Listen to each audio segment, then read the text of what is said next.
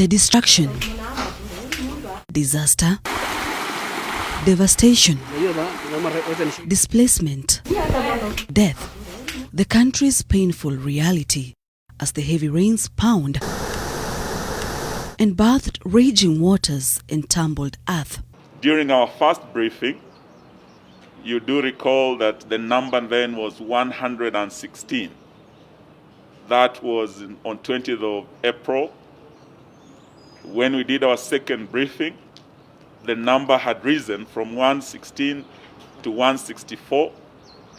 To the last briefing when we were here, we were at 194. As we speak today, we are 237. Those Kenyans who are affected, in terms of households affected, we did disclose to you in the last briefing, we had 122,000 Kenyans affected. As of this morning, that number has risen significantly to 161,000 households affected, meaning we have almost 807,000 Kenyans who are affected by these floods. Devolution Cabinet Secretary Eugene Wamalwa says that the number of Kenyans who've died as a result of floods is huge compared to those who've succumbed as a result of COVID-19.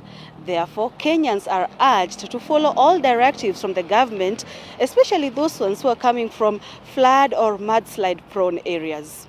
But the worst affected is Lake Victoria. Over 44,000 people have been displaced in Budalangi alone. In Nyando, we have a higher number, over 60,000 who have been displaced. The number of those affected is expected to rise as many dams are overflowing. Garissa, Tana River, Mandera and Nakuru are among counties that have been hit hard. This situation, unfortunate as it is, has been attributed to people's bad behavior. Nature is unforgiving. We have cleared off forest. We have cleared off forest from escarpments, hilltops, and also from the slopes. Secondly, we have built up to the rivers, the river banks.